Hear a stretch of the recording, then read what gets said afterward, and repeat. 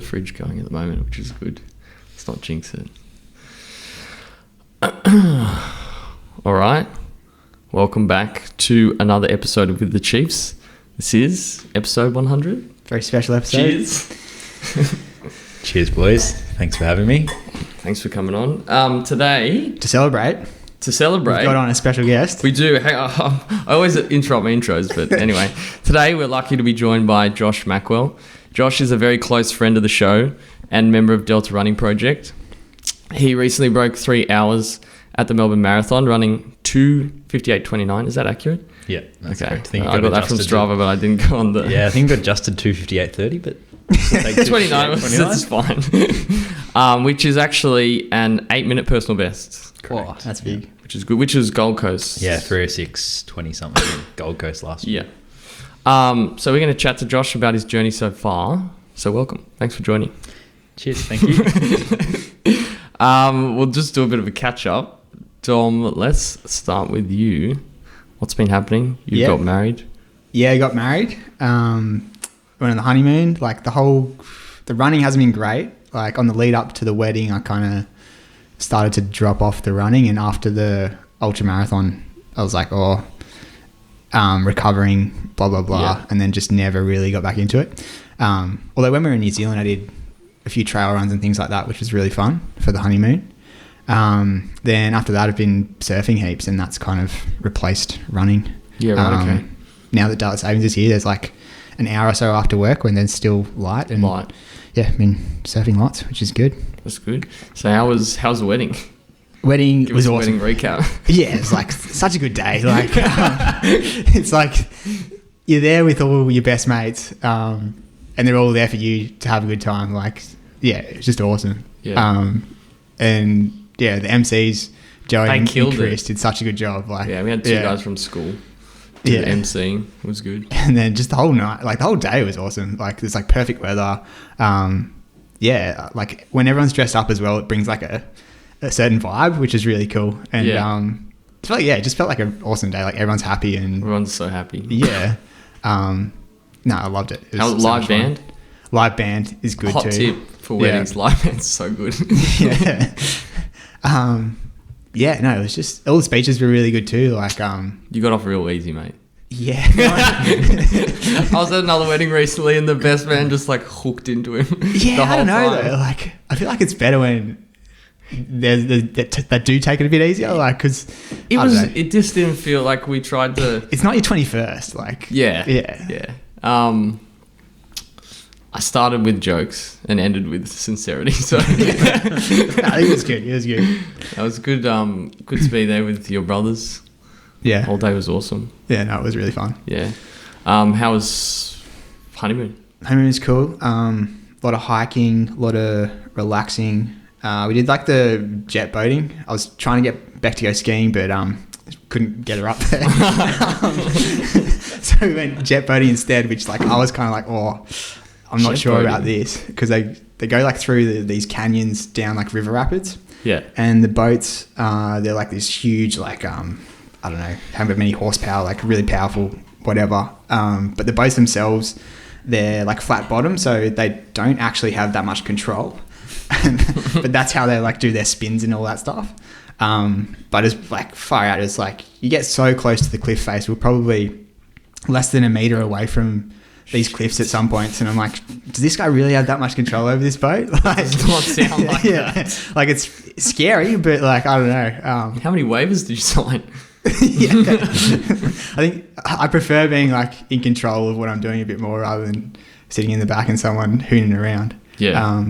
But it was really fun and really cool. Yeah. Yeah.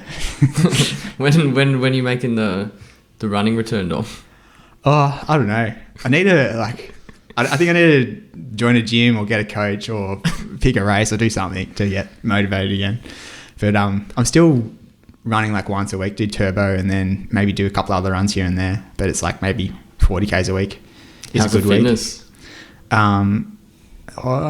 Okay. I'm still like going all right in the sessions, which is like good. But I think probably if I could break 17 for 5K, I'd be happy at the moment. Yeah, okay. Yeah. Are you still thinking of track season? I don't know. Or maybe just I think a marathon now? Nah, I don't know. Like I think just I think I'm probably going to get a gym membership. Yep. And then that'll keep me accountable because I'm paying for it, and I don't know. I'm a big stinge, so I'll actually use it. I tried to work. I really wanted to work something in the speech about you being a stinge, but so yeah, I think that's the plan. Like get strong and then start building off of that. Because I think if I upped the mileage or did anything right now, I'd probably get injured. Yeah, fair enough. What about you, mate? What's I'd also be happy to break 17. Different reasons though. How's recovery? It's How you good. been since the race? Yeah, it's good. So race was a week today. Yeah. The legs are still a little bit fatigued. Have you run? Haven't run, but got back into Pilates yesterday. Yeah. Just like the strength isn't there. So I might give it this week. We'll see how we go. Might have a return jog sometime later this week. But yeah, no plans to rush back into things. I think maybe the following week, as you said, like something like 30, 40 Ks, and then we'll see how we go after that. But I'm pretty okay with just taking it easy and making sure I don't get injured coming back, which has been kind of an issue the last couple of times I've done a race. Yeah, which we'll talk about. Yeah. A little bit later. But How is Pilates?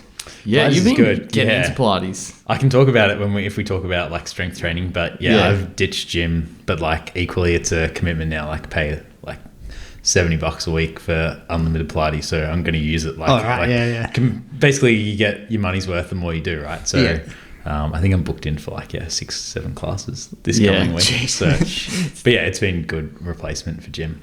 That's something to do with Sarah as well. Yeah, something to do with Sarah. Yeah. Which is nice to have as well. I like that. It's a lot better than solo gym. Yeah. Even though we tried to rope you into coming on a Tuesday. Yeah, sometimes just have haircuts booked in for Tuesday nights. Big haircut, man. Thanks, mate. I like that. The go as much as you want and just pay the fee. Yeah. It's kind of like a buffet. Like I don't know. Yeah, it's really good. And The food's terrible, but you just cram as much But as you can get heaps. You're not a stinge. that's it. Yeah, if you went to every session, it's probably going to be not quality sessions, right? Like I can go in the morning and at night every day. I try and just go at lunchtime. It's 5-minute walk away, 45-minute session, so you can usually just fit it in or before work or after work. It's nice and flexible. Do you remember last marathon how your recovery was after the race? Yes. So did Gold Coast and would have been on the Sunday, and then Saturday the week after. I think I'd gone for a run on the Friday and just felt a bit sore, but I was it's just 2 or 3 Ks. Then on the Saturday, I was just getting changed or something, and I was a bit sick after. It's a little bit of a cough.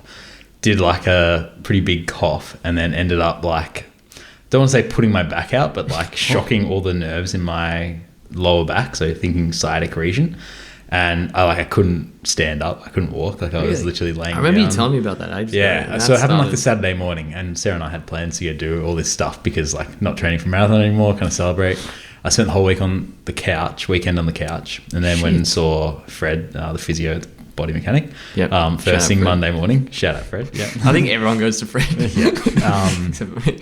And he kind of just relaxed a few of the muscles to try and give me a bit more range of motion. But I think it was super, super tight muscles after. And then the fact that I went for a run again, my muscles were still super tight. And so there was just no flexibility, particularly hamstrings. And I had a lot of, issues, I guess, after that. And the nerves still played up, in my lower back and kind of in the glutes through until recently, which is over a year. But Pilates has actually helped heaps. I think I had deficiency in strength in my core, and so when osteo basically said something to do with pelvic tilt, kind of what I loosely don't know, but it's usually to do with pregnant women. They talk about strengthening your pelvic floor. I had a similar thing where he was your core is so weak that you need to activate it to kind of take the pressure off the nerves in the glute and the lower back, and Pilates has helped do that, and no pain in the last couple of months. So and no pain post race, most importantly, or in the race. So I think on the right track. But I'm a bit scarred after last marathon from that happening. Yeah, it would have been you're not sure what's happening as well. Yeah, it's just on the couch as well. Yeah, was it like an issue that you knew previous? Like, had you had any lower back pain? Didn't have or it at all, and didn't Jeez. have it during the marathon or like in the week after. Yeah. It was kind of just when I was like coughing or something. Like, you know, when you cough, you kind of put a lot of pressure through your core and that. I think it just shocked it and it like overloaded. The way Fred described it, overload into the sciatic nerve, just kind of shut everything down and blocked all the muscles, and so everything's really tight. You kind of have to just ease them back. So like a lot of hot baths and water and like stretching, kind of trying to push the limits. Yeah, right. So, No, you're right. yeah, it was quite rough. Like, I had all these exercises and I probably didn't get pain-free walking for like 2 weeks after that. Jeez. And then like, so I couldn't jog for like maybe another week after that. Didn't session for like maybe another month after that. So it's just slow, That's slow build to. Yeah, to get rid back. of it, because it was kind of just like getting the muscles used to the range of motion again, and so you started out by just like being able to sit up and stand, and like got that in a couple of days, but like actually walking without pain, because it was it was related to the hamstrings as well, and because the nerve went all the way down my legs and like eventually into my feet, and so 6 months later, like this November last year, I ended up getting the I forget the name, posterior tibialis or something, like the nerve that goes down the inside of your calf near the shin bone all the way into your foot.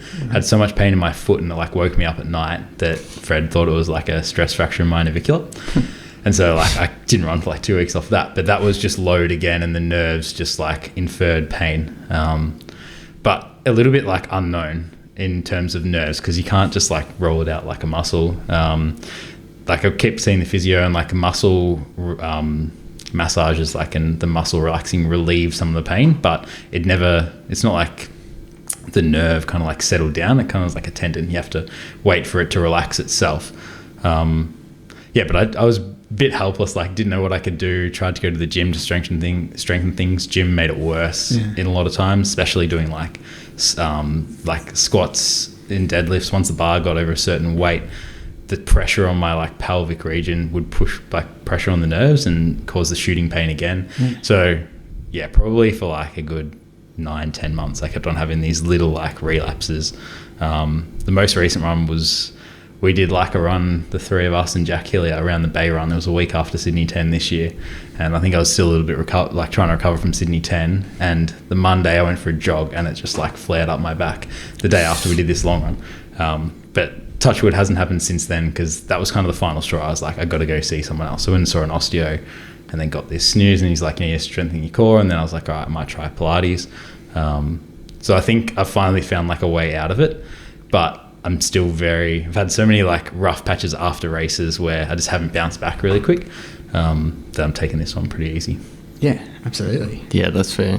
Yeah. It's pretty scary. There's like all those kind of like underlying conditions and stuff that there's nothing you can do. Like, It's just trial and error as well. Like, yeah, definitely. It was like, I definitely was weak, and so like muscle strength wasn't there. Yeah. And so I attributed it to that. But then when I kind of started to address that and fix that a little bit, it still wasn't going away. So I was like a bit helpless for a while. It thought about everything, like discussed with like getting getting a nerve conduction study, even like just to understand what exactly was going on. But I'm glad that at least this has fixed it, even if it's indirectly something's helped. But random, like it's not very common.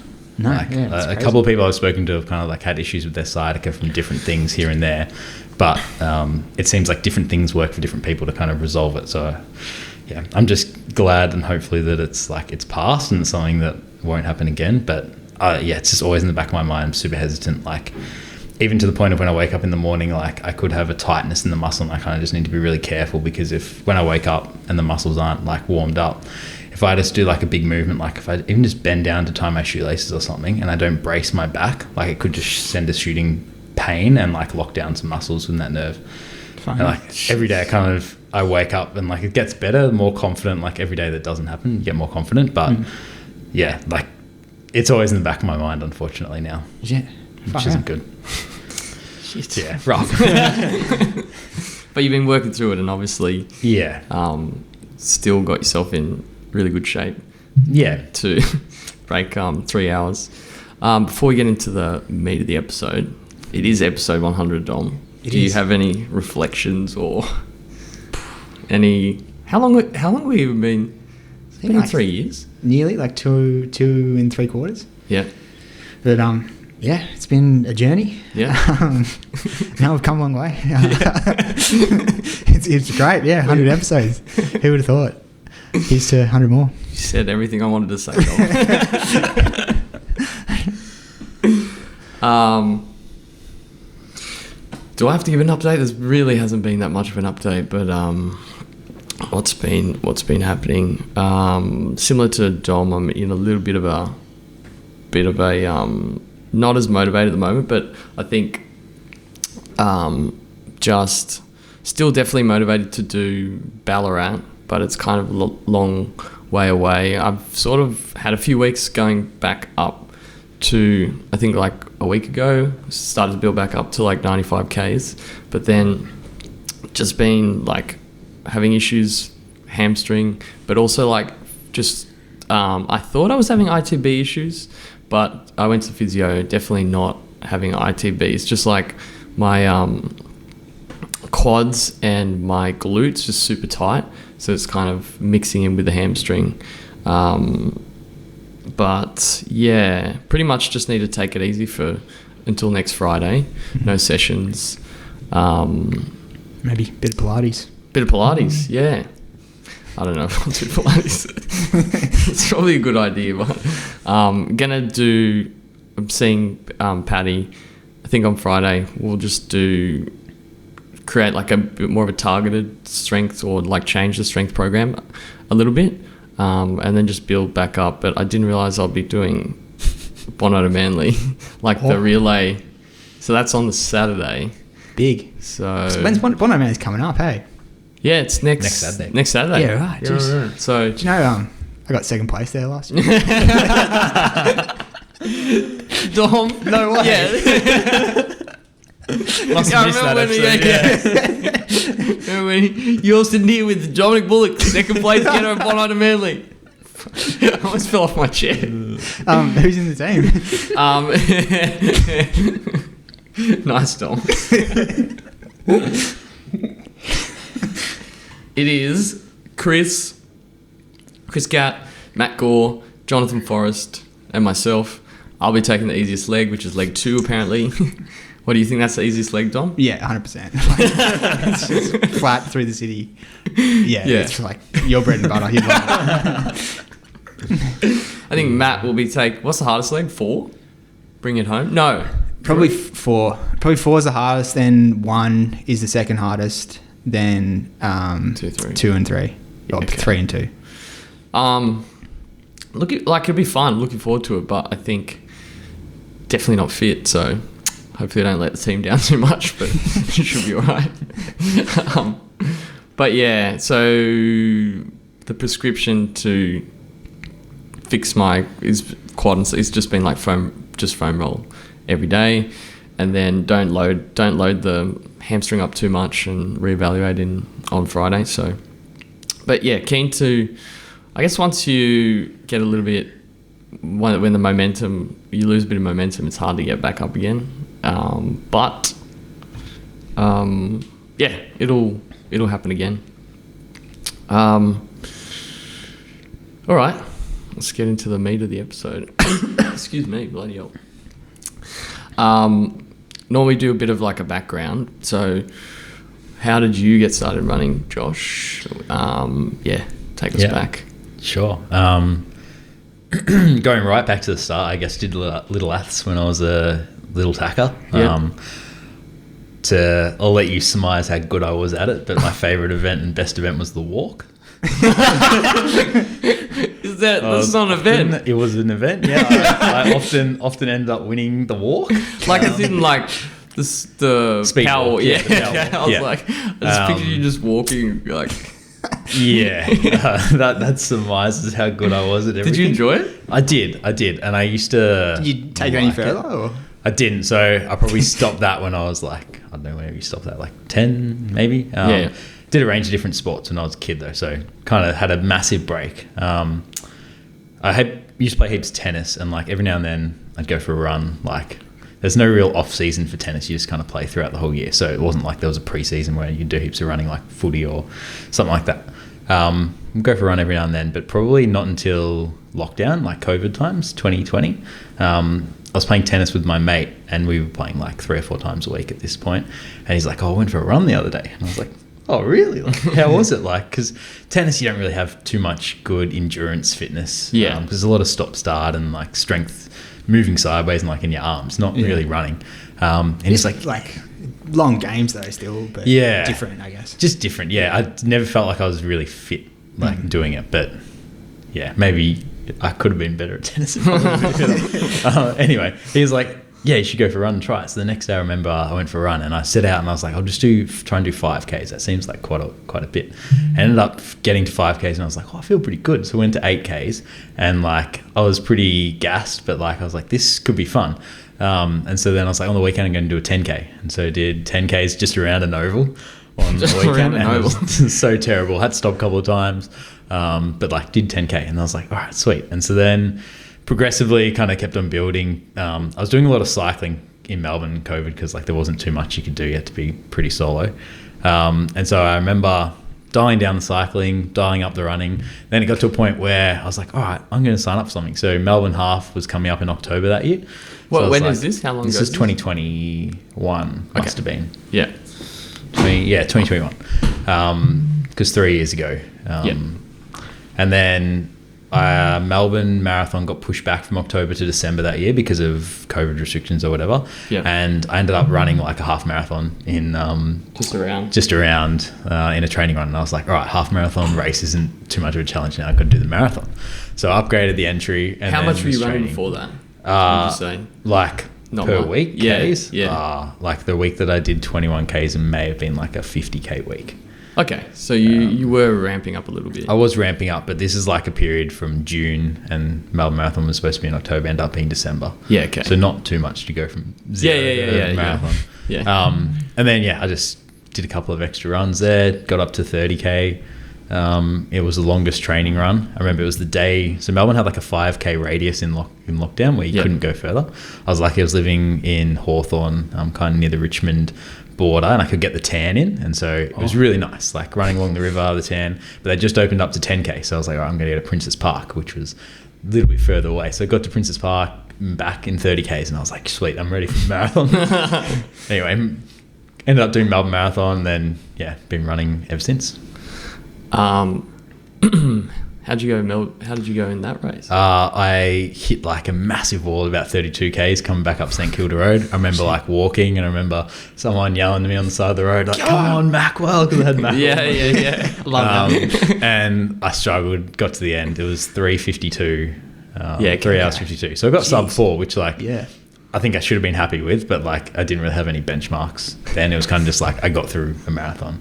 That was immense in itself for me. What was your half marathon time? Well, when I did the half marathon, it would have just been like a jog. So I remember I was like, I could hold 5-minute Ks, pretty confident that I'll be able to do a 3:30 marathon. And I was on 5-minute Ks, I reckon, until about 30 Ks, and then just like hit a wall, just scrambled home. It's pretty rough after. Yeah. But really 5-minute Ks was just like running, and in hindsight it was probably like more of a tempo effort, like heart rate probably 160s averaging, and I was like, I can hold this, like it'll be fine.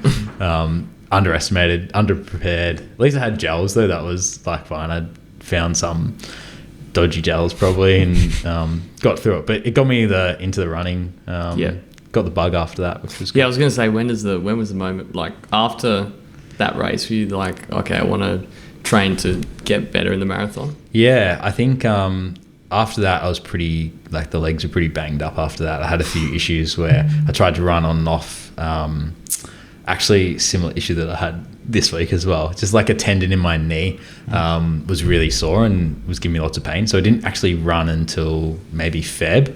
But I had to go through a process of like seeing a physio, doing a bit of rehab, and Feb was like 1 minute on, 1 minute off, like a full rebuild. Yeah, right, okay. Then from that, I probably built the whole way through 2022, and slowly just built really slowly and actually building a proper base instead of just like, I'm training for a marathon, I'm just going to do whatever runs. Yeah. And I did City to Surf that year. And so I worked my way up to that, but I don't think that I did more than like a 15K run before City to Surf. So this is like August from Feb. So I built really slow and just did heaps of small runs. Okay. In that time, moved from Melbourne to Sydney. So I don't think it was the priority was running, but it was just something that I kind of just did for a bit of fun. Also did all of my runs in a pair of Vaporfly 2s. So that's probably why my legs were always rubbish. Really? Yeah, easy runs in Vaporfly 2s. Hills, recovery runs. Were you just like, tempo. this is the shoe? Or you? Well, yeah, at that point, I was like, I'm just going to buy one shoe. And so I had a pair of Nike Tempos. Fly 2s is a funny choice as well. I had a pair of Nike Tempos training for the marathon, and I did like maybe 1,000 Ks in them from when I first got them to before the marathon. And so I got the Vaporfly 2s because I'm going to wear them for the marathon. Didn't really have any idea about running shoes or anything. And so they were one of the more expensive ones. You're like king of the gear now. Come on, mate. And then just wore them. But like they just ruin your calves if you just keep running in them a lot. And in hindsight, I should have just got a pair of easy run, like recovery shoes. Yeah. But I didn't know. And like I learned a lot through that time. Yeah. Did you start listening to podcasts and stuff like that? Yeah, I think so. I think because I was living in Melbourne during COVID times and it was around the Tokyo Olympics. And so I think For the Kudos started then, one of the Melbourne podcasts. No shout out or name drop. Rather podcast. Okay, but that kind of just got me aware of kind of like the upper end, right? And then from then it kind of cascades down. You kind of media, different like Instagram accounts or whatever. And so I learned a lot, and then it was a bit of trial and error once I kind of got a lot into it.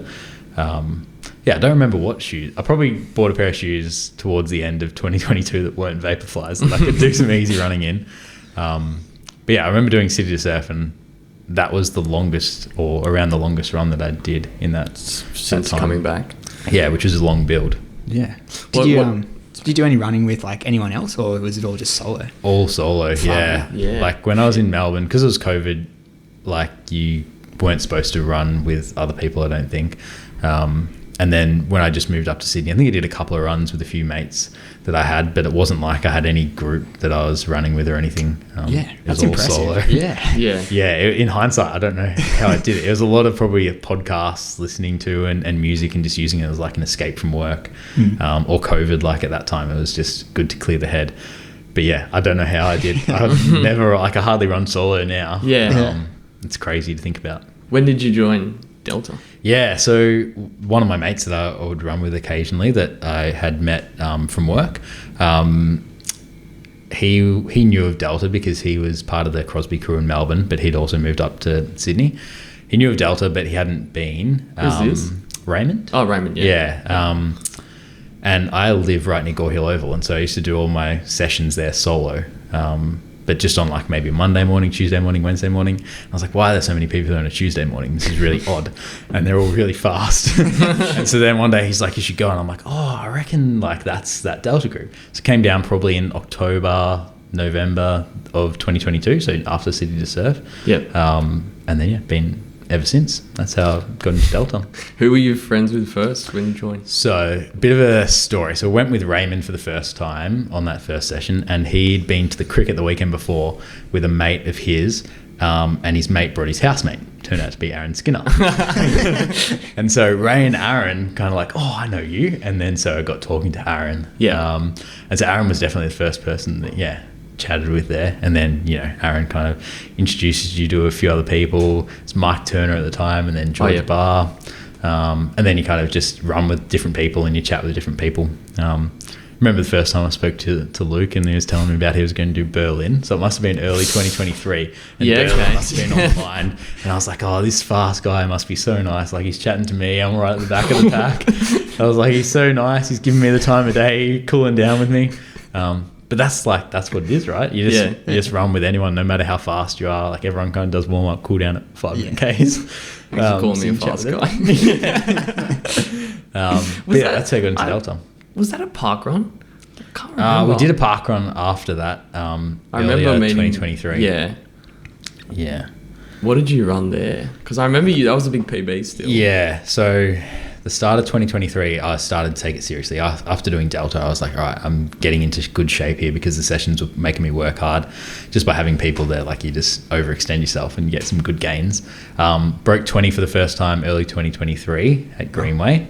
You were pretty happy. You were I was very stoked happy. with that. Yeah, I I reckon in 2021, Raymond, the same guy, convinced me to come out to park run one day, and I reckon I did 26 minutes at Greenway, and I was dead. And so breaking 20, I was like, sweet, 20 is a good benchmark to hit. It's huge. Yeah. But then that park run that you're talking about would have been maybe 2 months later. I think it was a week or two before Sydney 10, and I ran 19:15. Yeah, I think. Right. So I knocked another 30, 40 seconds off. You had the green.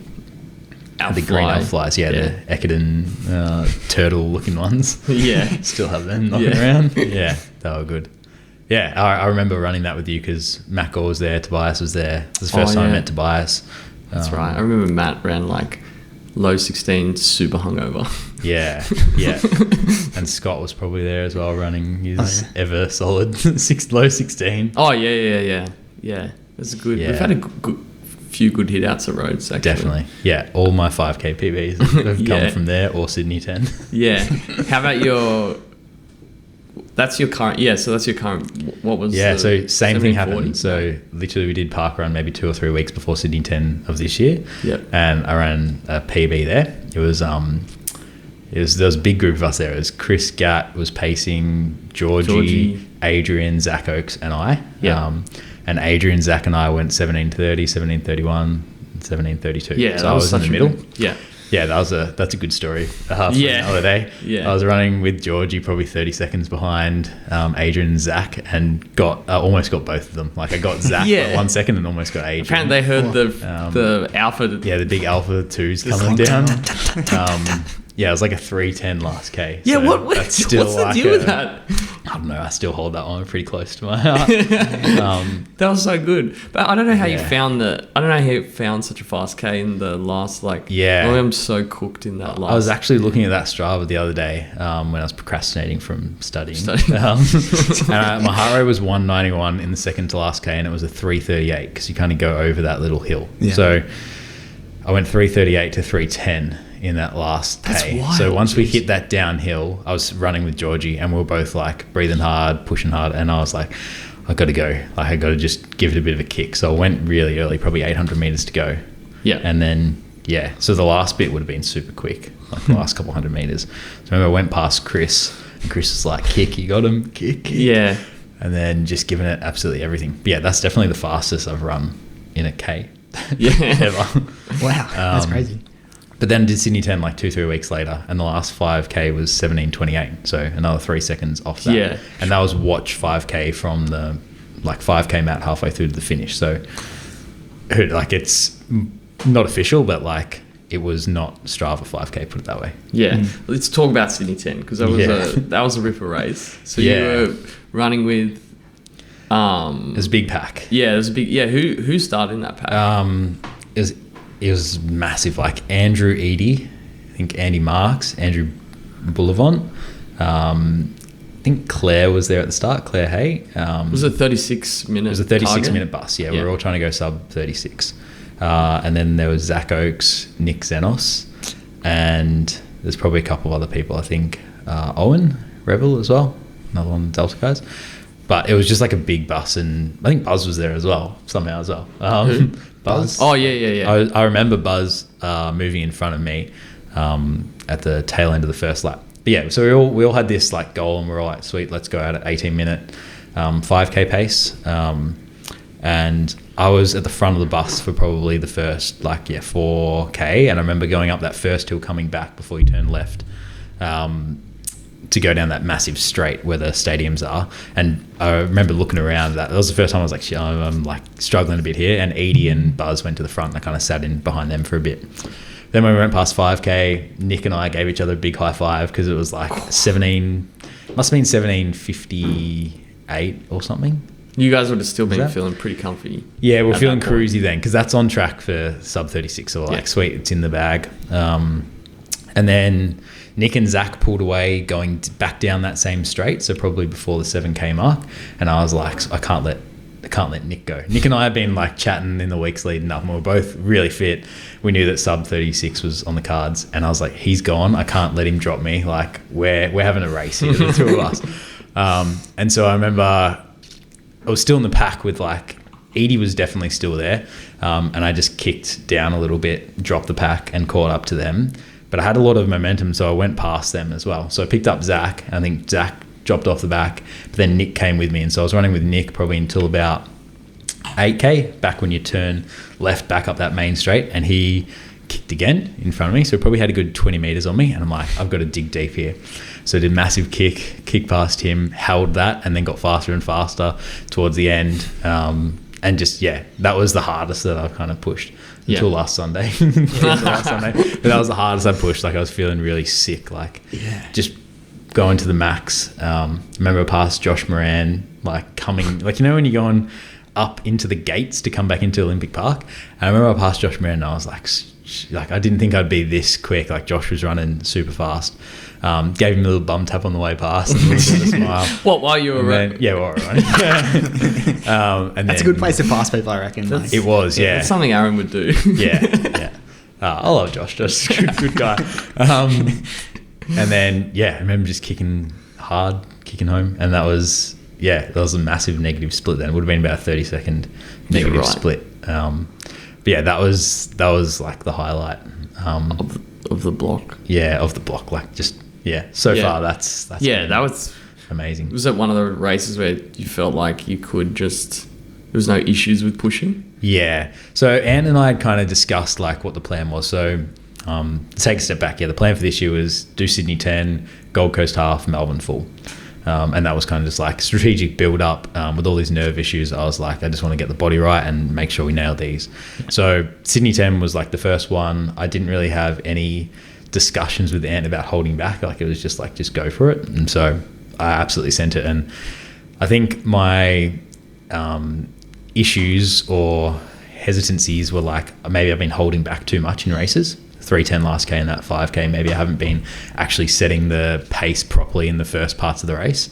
So just went out a bit harder and then held on, and it worked out really well. So I was like, sweet, got a lot of confidence from that. Which was really good. Yeah. How'd you go after that? Because I know you picked up. Yeah, got a little hamstring tendon issue, but that was... In hindsight, it probably wasn't a good idea, but I think I ran every day the week after. And then... So you just were like, let's keep rolling. Yeah, because it was like Gold Coast half was only 6 weeks away at that point or something. Got to get back into half shape. Because all the Sunday long runs before that hadn't done any session work. Like we'd been really smart, and it was just like 2 hours, 2.5 hours in that range, easy. And so I was really keen to get into the Sunday efforts because like that just makes this long run go a bit faster. They're really fun. So I roped you guys into that one, and Jack Hillier, and we went to the Bay Run, and we did, I think it was 4 by 2K or something at half marathon pace, and the paces that we ran were like 3:45 to 3:40 and that's sub 80 pace, right? Like that's about 78 half pace, and I felt fit. Like I felt like this was really good. And then the nerve twinged literally the next day after that. Oh, shit. And then we're going to Canberra for a training camp the week after. Oh, that's right. Went to the physio, had a couple of days off. He was like, it should be fine. Like you've dealt with this before. It'll be all right. So then the tester run was like Thursday afternoon before we get in the car to drive to Canberra Thursday night. Did a couple of K around Gore Hill. I was like, sweet, good to go. Shakeout run Friday morning in Canberra. Fine, we did a track session Friday night, and I was like, sweet, it's all good. Then we did a Sunday long run, second half marathon run, like didn't miss anything basically, just because I had a couple of days off during the week. It was a big like 5, 4, 3, 2, 1, 4 continuous. I think the 1K got down to like 3:40 or something in that. So it was, in hindsight, massive session. And I think ended up being like 34, 36K long run. I remember that, yeah. Was really niggly the next day. Went to Gore Hill on the Tuesday. It was 1,200 meter reps. On the third one, my hamstring just like twinged and I was like shooting pain, and I was like, oh, that's a bit weird. I remember like hitting it, like I was like, sweet, it's all right. And Ant finished behind me and he yelled at, he's like, what are you doing? He was just whacking it trying to get there, and I was like, oh, I'll be right, I'll be fine. And then tried to jog on it, no good. So that was rough, and that was like a massive down period, because I think I tried to run on it a couple of times that week and then just didn't feel any good. I had that week off, then the following week off as well, and so then I had to do a bunch of cross training, and so this is like 2-3 weeks now before Gold Coast half, so then I just had to build really slowly into Gold Coast half. Ended up running Gold Coast half, but like just not jogged, but like did it at an easier pace. I think I ran like 91 minutes or something. Yep. Pacing with a few other Delta people. But yeah, that was rough because it kind of just too much load, and I don't think I respected how much load the 10K kind of put on my body. Yeah. And that's why we're taking this recovery after this race so differently now. 10K is you wouldn't blame yourself just because like you normally can pull up okay from a 10K, but obviously you can still have you've rinsed yourself completely by the sounds of it. So yeah, I think that's a catch-22, right? I didn't know how hard I could push myself, and so then I pushed myself really, really hard, as hard as I've ever done. I don't know how the body's going to react after it, and it felt good. Like I was just jogging for that week after, and like it felt okay. There was no issues. The muscles recovered really well. I went and saw the physio to get like post-race massage, and it was fine. But in hindsight, I think you may feel good, but there's probably the muscles need a little bit more time than probably what you think. Yeah. Then after the half, where'd you go from there in terms of training? Yeah, so after the half, then we were like, okay, we got heaps of time before Melbourne, because Gold Coast was first weekend of July or something, and then Melbourne wasn't until like mid or October, so it was a good 12-ish weeks or something. So we took another block. Almost. Yeah, it was a whole block. So took it really cruisy, I think, to start. Like there was no need to kind of rush into things. Did you set a goal for the race, or did you have anything in mind for Melbourne? Yeah. So when I first started getting coached by Ant, we kind of had a chat, and I was like, sub 3 is the goal. I want to hit that. And then after City 10, kind of we had like a new target almost. Because after Sydney 10, someone was like chucking it in the Jack Daniels calculator, and if you ran 35:26 at Sydney 10, which I was like so happy with, and that was like equivalent to approximately 78 half and 248 full. And so I was like, I don't reckon I'm in you up as well. Yeah, probably.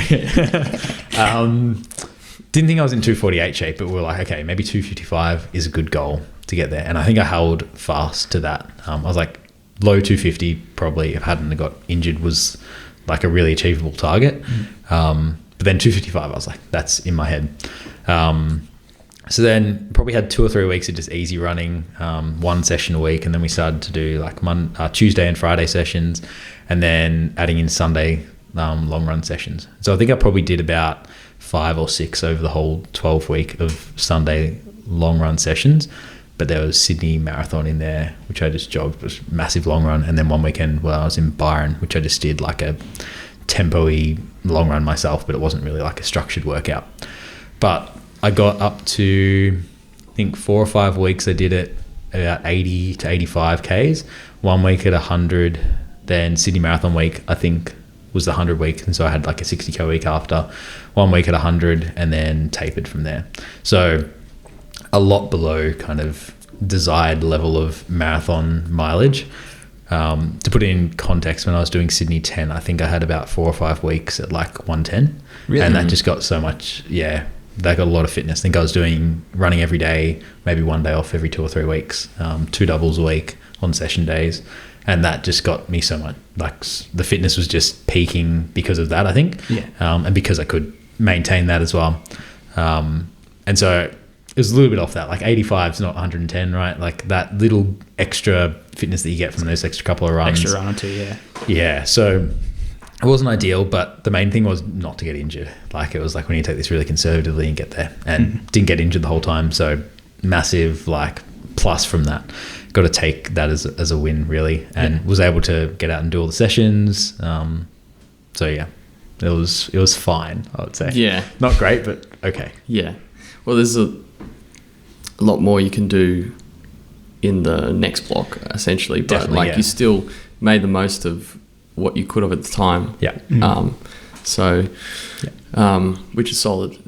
What was like, when did you start working with Ant? It was the day after Sun Run that I had a chat with Ant. So okay. After the injury at the end of last year, where I had like the nerve thing in my foot and thought I had stressy and everything, like I took it really easy coming back. And so I was building over the whole summer. There was a bunch of trail runs over summer where it was like 2/3 of my weekly mileage. We would go out and like we went and did a couple of runs, like 30 plus Ks, and I was only doing like 40, 50 Ks a week then. Wasn't perfect build. When did Sun Run, had like a terrible race at Sun Run. Sounds tough. It's pretty hard to have a good race at And not being fit as well. And I was like, oh, I've got to... There's like a big southerly like blowing in your face the whole way as well. Yeah. Yeah. I remember it was What'd you run? rude shock. I think 40-20.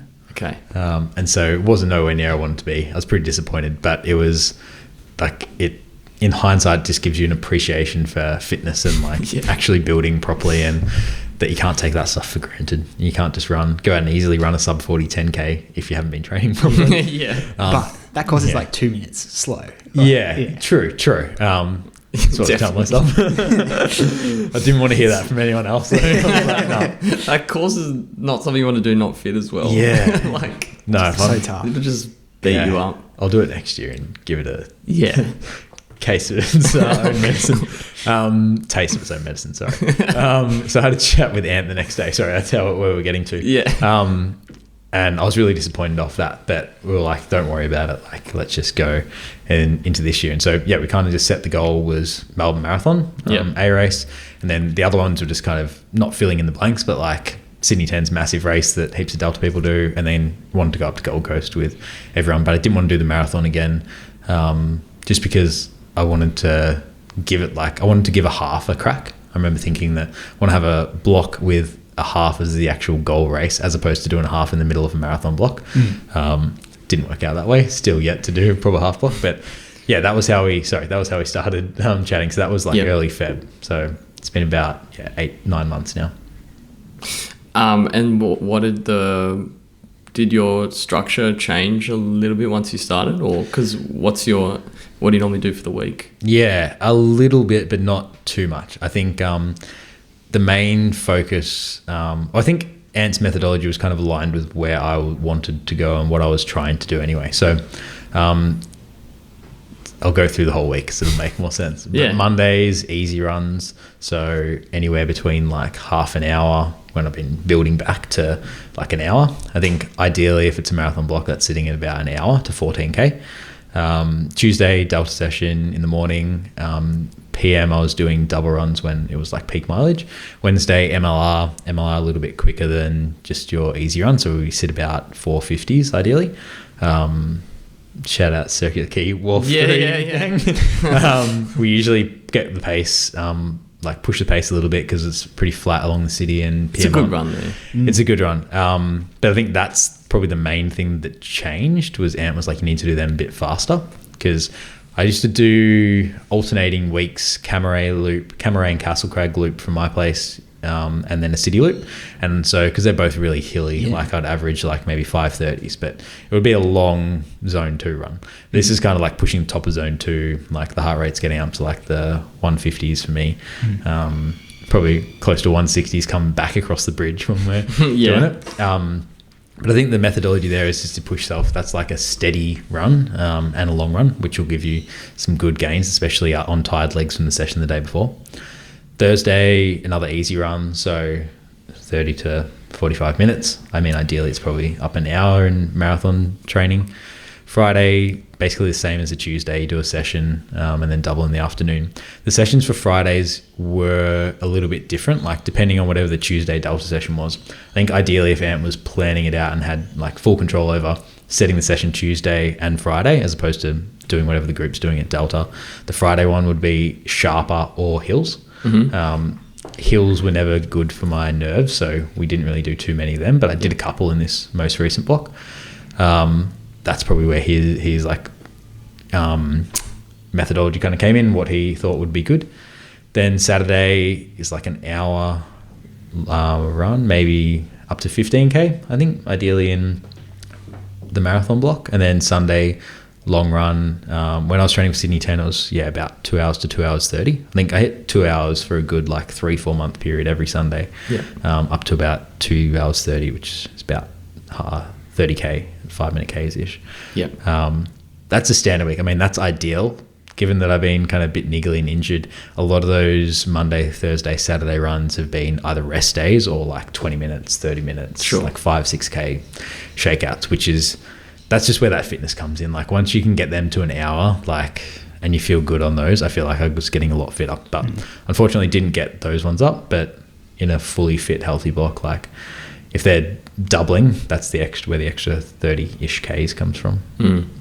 Yeah, it's pretty good structure, similar to it's a pretty standard delta structure. I think anyone that does a Tuesday session, Friday, Friday, unless you're doing Tuesday, Thursday, Saturday, which given that the Sunday was like the target in marathon block, you're probably not going to do that.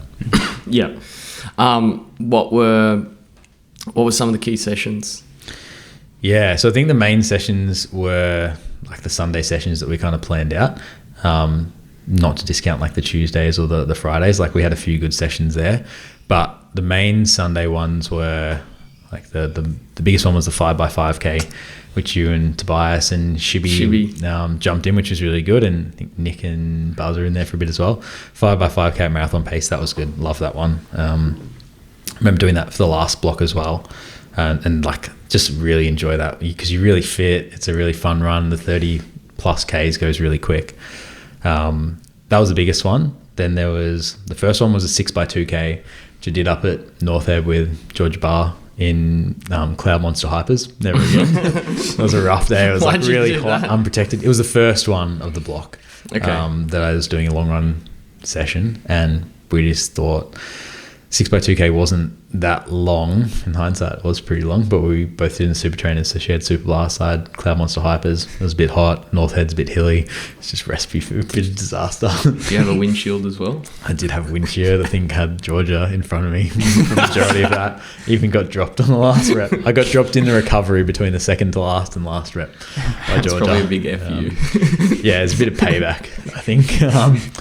That was the big one. Honestly, I can't remember some of the other ones in there, but there was definitely other. Like the main one was the 5x5K that I was kind of building up towards. The rest were all like long reps. Like I think there might have been like a 3x4K or 4x4K or something. I can't remember exactly in hindsight now. But they were all just marathon pace, K jog in between. Yep. I remember there was one 3x5K that I did at Centennial with Tom Holland. He pulled me around, which was nice. I think all just trying to get comfortable at marathon pace so it would feel easier. So those reps probably range from like 410 to 405s. I think when we did the last one, the 5x5K, we even tried to push it and we got down to 4-minute Ks. Yeah, I remember that. Because all kind of like target around 3 hours to 255. Yeah, so I think 410s is 257, I think. Right.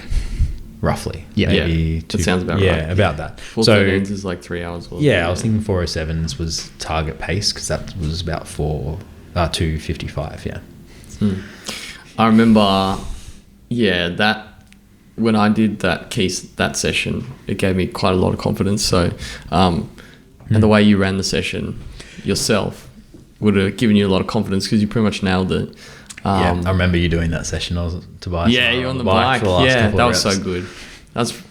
That had to be probably favourite. Because you're right. You're just feeling fit, and you're like, it doesn't feel like. I mean, it's a very hard session, but you feel kind of in the zone. Yeah. Because you're like, this is the last.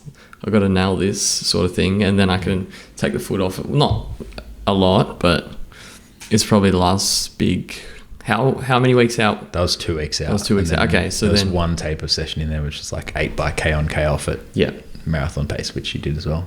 We did a bit of it anyway. Yeah. So remember when, luckily we avoided the hill at the end there and we went around. Yeah. Because that was like. Did it at Bay Run. And so the last one would have had that hill up to the bridge. But we just went down on the under. Yeah, just did a U-turn at the end. Yeah. Which was nice. But yeah, you sort of worked down to like 350 that last 2k, which is to still have that was really good signs. I got a lot of confidence out of that, and I think that was like, all right, 255 is like, if I can kick at the end and still be good, then we're on. Especially after coming from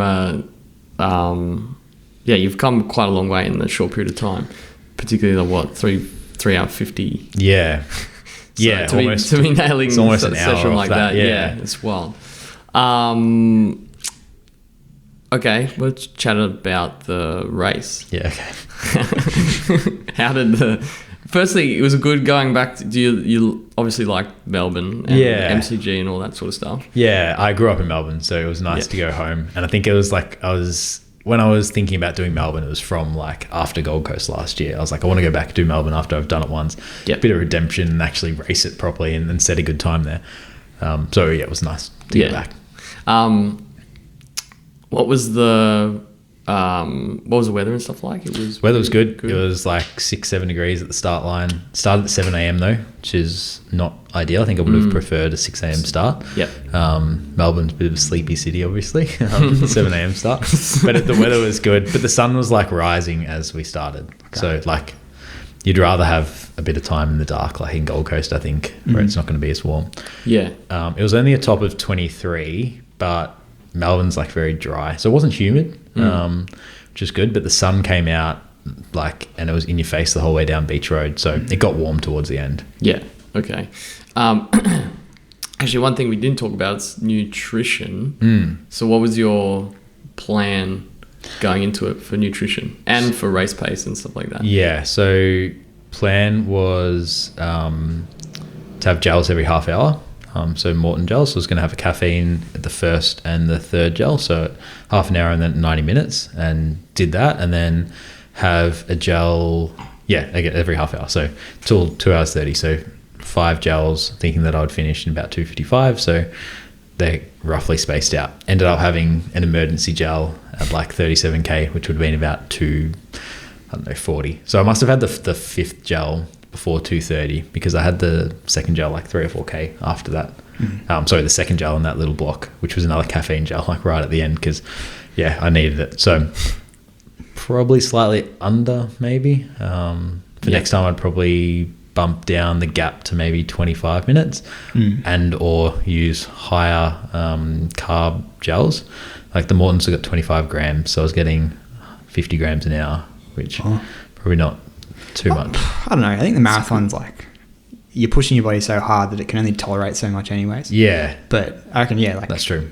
Yeah, maybe 60 or 70 grams an hour is probably the sweet spot, which is like one extra gel. Yeah. So I think if I do 20 minutes, then that hits that. Yeah. They were going down rough, but they were sitting fine. So like they were just getting stuck in my chest. And I just feel a bit of a burning sensation there, which I think is just a lack of water as well. They struggled to go down, but sat in the stomach fine. Didn't have any issues there. So been using Morton's for like a couple of years now. So they're good and used to them. Expensive. Right?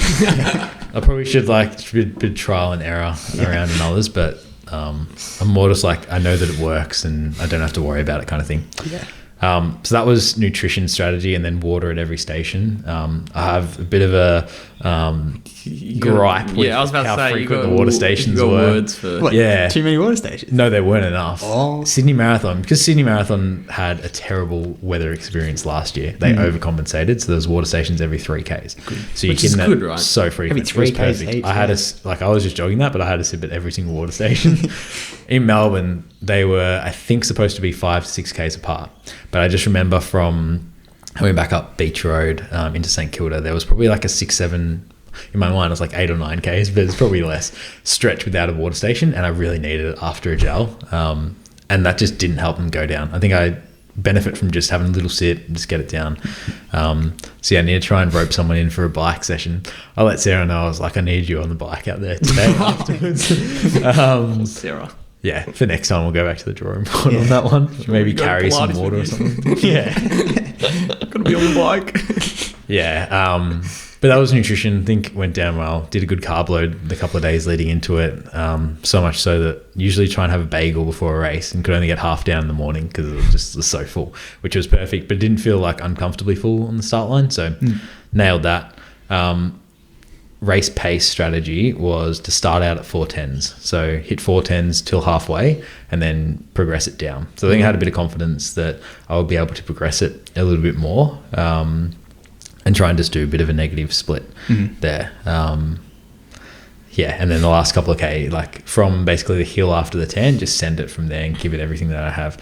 Confident that I could do like low 4 minutes, maybe a sub 4 minute K coming down one of those hills there at the end, given how that last rep went. But that was the plan anyway. So how did it go? It was okay. Like, wouldn't say executed perfectly. Went out and I think the first 5K. So I was going off 5K auto laps on my watch, so I wasn't really worrying about K to K. And it was already just a bit slow, the first 5K, but I attributed that to being a bit too far back in the pack. Second 5K was a little bit better. Third 5K was spot on. So to 15K, you kind of go down the hill of Fitzroy Street out of Albert Park, and then you start onto Beach Road, which is like you're there for quite a while. And I'd gone, because I was so far back, I had to then pass the 3-hour pace group, and I passed them in the narrowest part going down Fitzroy Street, which was terrible. But I ended up dropping like a 3:55K going past them all because I just wanted to try and get in front. Probably a bit too rough for that early in the marathon, because that would have been like 13K. And then I was sitting about 4:10s going along Beach Road, and then turn around at Port Melbourne, and I think about then the 3-hour pace group passed me, and I was like, what's going on? I'm doing like 4:10s, doing quicker than 4:15s, like even if they're going at 4:14s.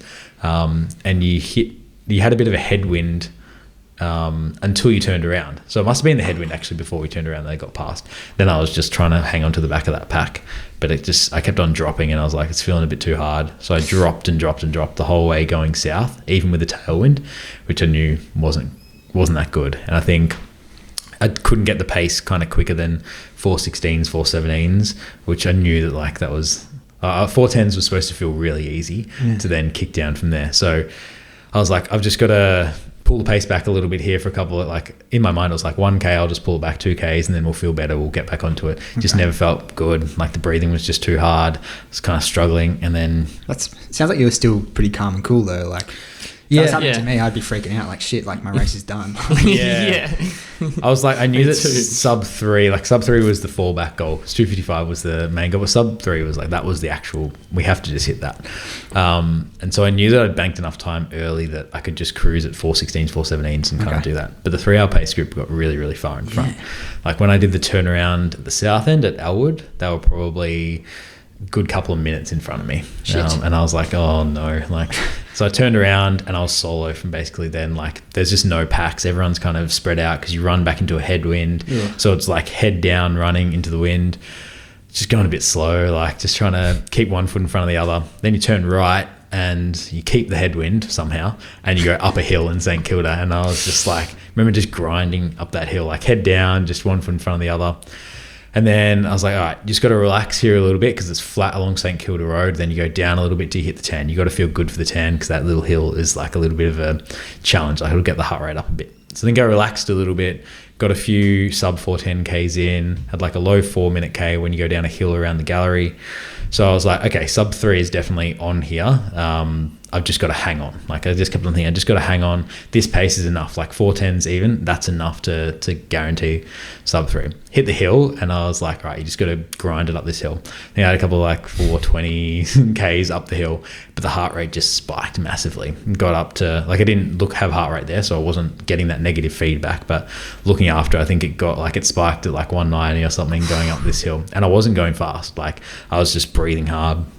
But because of that, when I got to the top of the hill, and that was my point to kick down, I was fighting. Like I was breathing super hard and I was losing it mentally. Like the focus was just gone, trying to focus on someone's feet in front of me. And I was like, I just need some water or something, sugar, like something. So pulled out the emergency gel and I think that helped a little bit. But from there, it was just a grind. It was like, go as fast as you can without like passing out or without like not being able to keep going. What point? How far in the race is that? So top of the Tan Hill, when you come back down Domain Road, I think is about 37-ish K, 38K maybe. So I've still got 4Ks to go. Could you see the 3-hour group?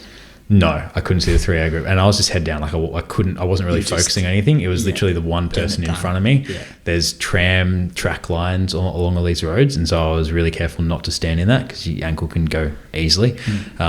Bit of a weird one. Like they separated the half marathon and the marathon, and a lot of the marathon group was in the tram track lines. And like normally it's fine, you're running there because you can just run in the middle of the lines, but like when you're running around people, I kept on like having to think about that. It's not like a big deal, but it's an unnecessary worry when you're in the middle of grinding it out.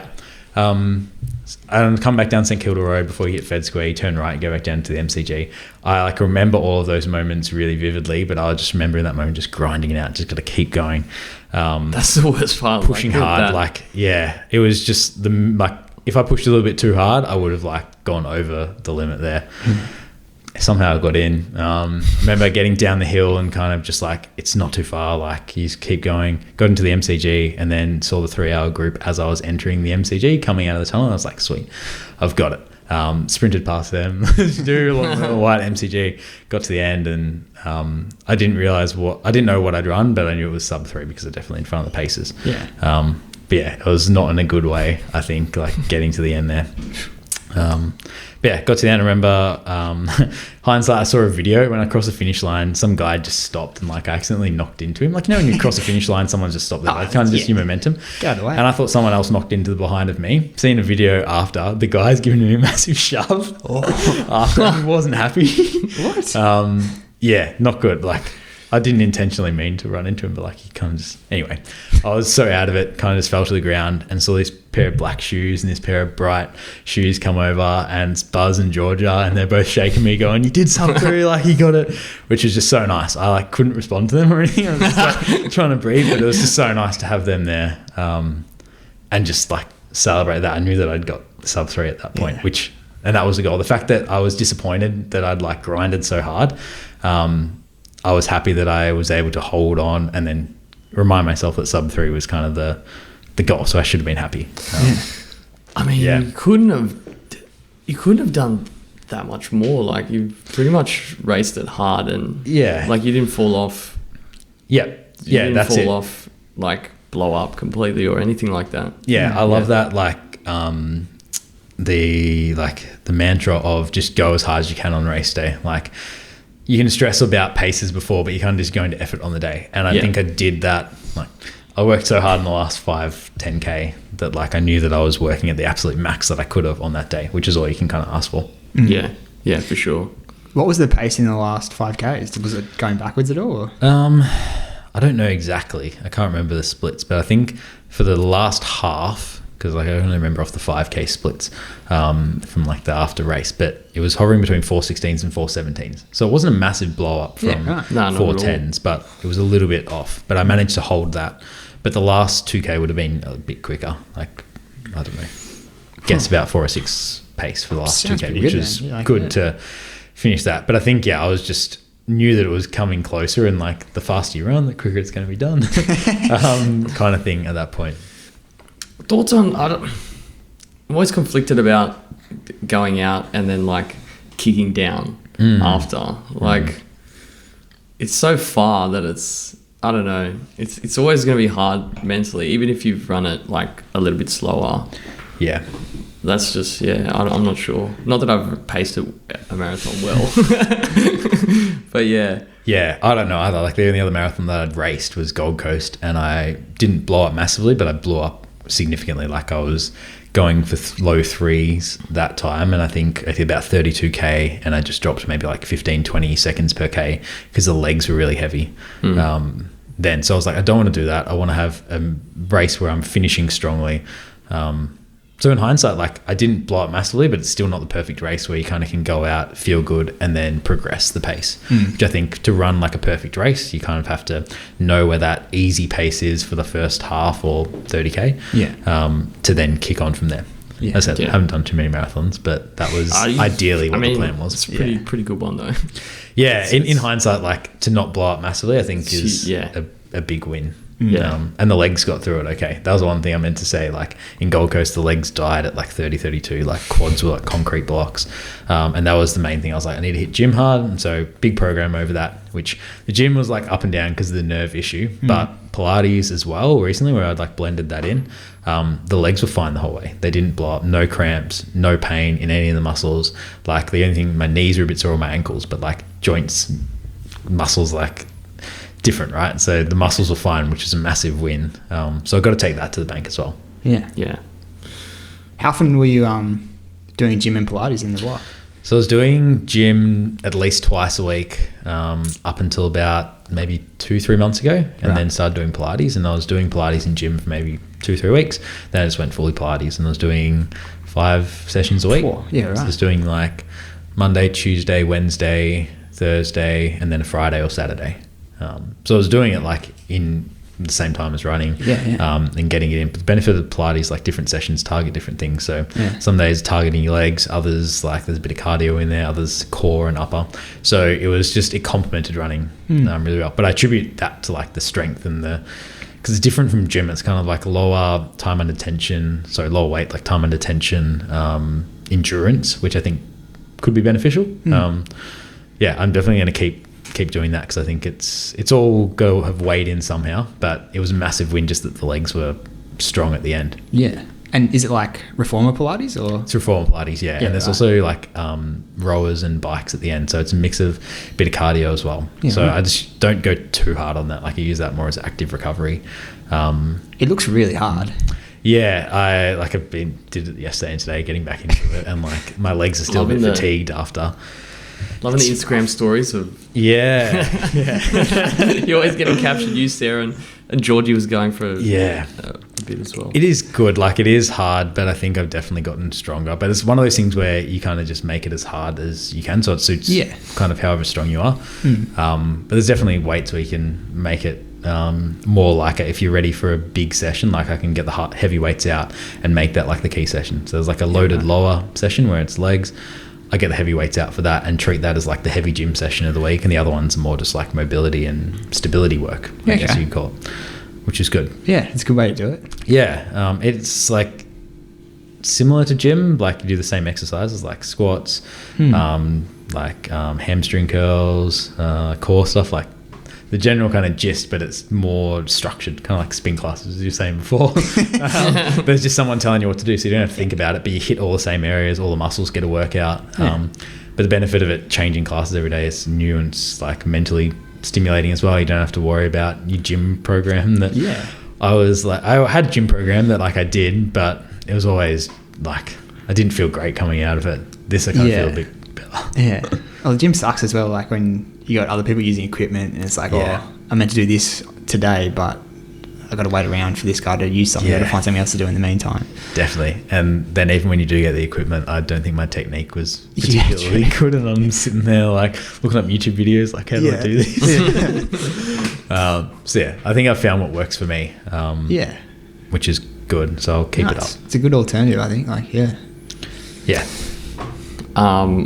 We've got a few listener questions. Excellent. This one's from Jess Palframan. What's your favourite session? Favorite session definitely be K reps.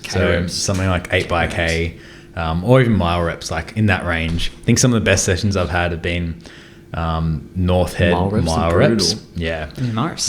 Yeah, that's brutal. Yeah, I don't know. Just like my least favorite session. It's like VO2 max, like for 1600 meters. I just love it because it's like if you're doing 400s or 800s, like they're quite a bit quicker and you're really heavy breathing in between reps. But I feel like the mile and the K, like you're working really, really hard, but it's over in a short amount of time. I don't know, but it is, as you say, they are hard. But that's probably the favourite session. I've had some good sessions in either of those formats. Yeah. Apart from where I did my hamstring and 1200 meters. Won't be doing 1200s as Ks or miles. I like K reps because it's like, it's so, like it's a metric you use all the time. Yep. And it's very like, relatable. You can know, okay, like that's what a K is. This actually means something. Yeah, definitely. So, if you're running like, I don't know, 4-minute Ks or 3-minute Ks or whatever it is, like it's a good benchmark as well. Yeah, you're running like that pace and you're talking about kilometre pace all the time. So I like it because of that. Definitely. And also, what are your thoughts on the compression boots? Yeah, worth it? So after Canberra, a couple of people had the training camp we did. A couple of people had the compression boots, so I got a pair because I had some big sale. And like for a while, when my hamstring was a bit niggly, I was like a bit off. Like I wasn't sure if they were doing good or bad because it kept on like being niggly. But since then, and since running a lot of Ks, I wear them like pretty much every night. Chuck them on when I'm watching TV before I go to bed, and they've been really good. I think they help the legs recover a little bit better. Definitely after like a hard Sunday run, just flushing out kind of that stiffness that you get in your legs or a bit achiness helps recovery. So I believe. How did you sell the dream to Sarah? Yeah, when I told Sarah, I was like, oh, they're like close to $1,000. She's like, what? What do you mean? Boots, like, I think she'd gotten used to maybe the cost of running shoes, but not like accessories. So I had a pair of Alpha Fly 2s, or maybe this wasn't actually part of the same thing. It could have been related. I had to sell a pair of Alpha Fly 2s to get the Alpha Fly 3s. But I think I had another pair of Alpha Fly 2s that I hadn't used that were sitting in a box. And I was like, I'll sell these and this other pair of shoes that I bought that I'm not using to get a bit of cash to compensate. And Sarah was like, okay, sure, you can have it. Yeah, it wasn't an easy negotiation. Does she use the beads at all? She used them a couple of times, but I don't think she sees a point in them as much. Right. And she would say now that whenever she would go to use them, I'm using them, so she doesn't have an opportunity. But the biggest gripe is that they're just massive and they just sit I just leave them at the end of the couch because I leave them charging so that whenever I want to use them, they're right there. Yeah. But like they're not aesthetic. They don't fit Sarah's decor. That's the only gripe, I think. But Which ones did you get? I got the Therabody ones, which That's right. the only benefit over the Normatex is that they don't actually, you don't have to plug them into anything when you're using them. So they're two Bluetooth ones connected. Oh, right. The actual air pocket's in the bottom of the foot pocket. So they're quite compact. Took them when we went down to Melbourne, just to have them for after the race. Took them up to Gold Coast when we went up there. So they're pretty versatile. Yeah. Would recommend. Wait, I forgot you took them to Gold Coast. Took them to Gold Coast, even though I wasn't running. I was like, I'll just bring it around and share the love. Yeah. Yeah, it worked really well for when we were in Canberra. It did, yeah. I think that's the perfect kind of thing when you're kind of sitting around watching TV or something. Someone can just be in the boots, and they're not very mobile. Once you have them on, you can't really get up and get anything. So before I get them, I get like a couple of drinks and snacks or whatever I want. Make sure I got my phone because otherwise I'm like, Sarah, can you grab this and shoot? Yeah, not a fan. I know Shane Wood's a big fan. Yeah. I mean, I think the best benefit you get, and Shane would know, is like when you're running high mileage, like your legs just need that little bit of extra to recover that little bit faster. So after sessions, after Sunday long runs, like they're where I see the most benefit the next day, particularly where we've been doing these Tuesday sessions, Wednesday MLRs. But for having them, the legs would have been a bit rough in the MLRs. And I feel like they've recovered well. Could be that I'm doing low mileage, but I'll say that it's the It makes your case a lot better. You got permission to get them. You just got to convince Elliot, Jess. Good luck with that. You have to guess who this question came from. Yeah, okay. How did it feel not to be sitting in George's back pocket the whole race? Whoa, that came from Georgia. Yeah, rough. For a long time, when I was in Delta sessions, it was Georgia and Amy O'Halloran. And Amy O'Halloran loves taking the lead, and like Georgia would take every couple one off Amy. And I remember I wasn't as fit as them, but I was always trying to keep up with them. And so first couple of times, I swear I remember saying this, Georgia will dispute this, but saying like, oh, do you want me to take a couple? Like, nah, it's all right, you sit in. So I just sat in, and then like time just kept on going on. So now I've got this bad reputation as just sitting in on Georgia in sessions. And at least I don't like kick down and like burn her at the end of extra reps. But the last couple of times we did sessions, like one of us has dropped the other. That long run, or there's a tempo where dropped her. So it's a bit of back and forth. Is it a rivalry or is it a friendly? Oh, it's a bit of it's definitely a rivalry. Friendly with an asterisk. You can ask Georgia as well.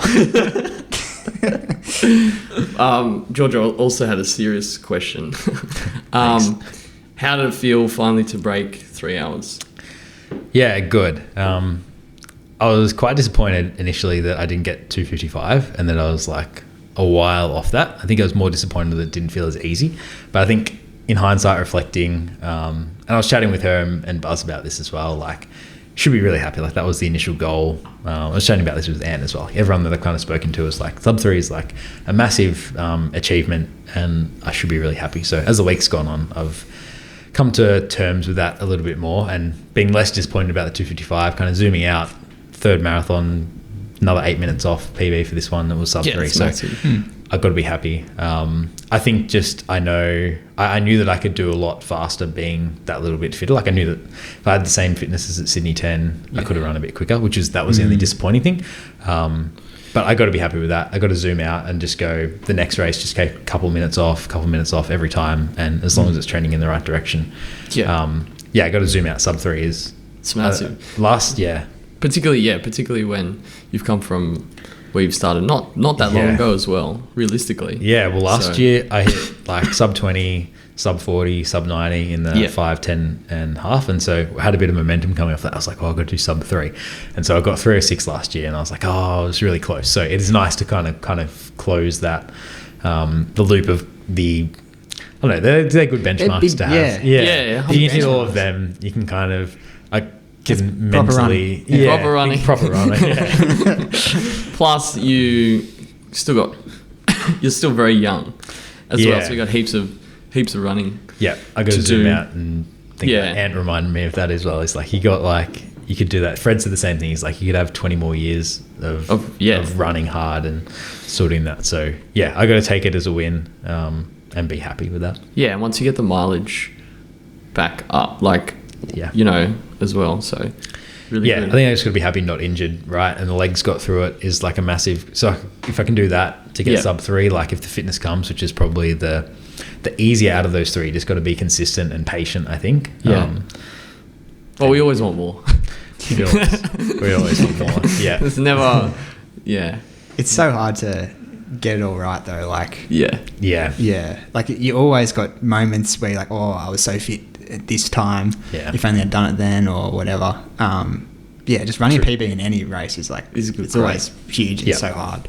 Even you, Dom, running 2:30.06 with cold, and you're still like, oh. I was pretty happy. But there was times where you're like, it's not 2:30. I'm like, mate, that's like... It's still, I guess it's like same kind of thing though. Yeah. I don't know. I think Yeah, we that's always running. want more. I think though, but that what you said about you're chasing like that fitness where you're peak fitness. I think I haven't run for that long that my peak fitness is always not that far behind me, or like I'm at my peak fitness. So I haven't really experienced that point where you're running to try and get back to peak fitness. Yeah, and so I think I was like probably just a wake up call. Like you got to be realistic and enjoy that when you get to peak fitness. Like you got to respect that. Yeah, true. And then to not get injured while you're at peak fitness, like it's worth it because the grind to come back up, like you're never going to be, it's never going to come back that quickly. Yeah, 100%. Yeah. We've got to do your gear section, Dom. Oh, I think we've done gear a lot. Well, you got to talk about some of your favourite bits and pieces, though. A few other ideas. Oh. Bit of running drama. Like it's been a long time since we've been on the podcast. And there's been a heap of drama in the running world. Yeah. So you're looking for trouble. Yeah, it's going to be a bit controversial, but you didn't run this by me. There's a few big topics that I thought we could discuss. Yeah, let's do it. First one, the elephant in the room, Ned Brockman. I think, that was huge. My thoughts is like crazy run.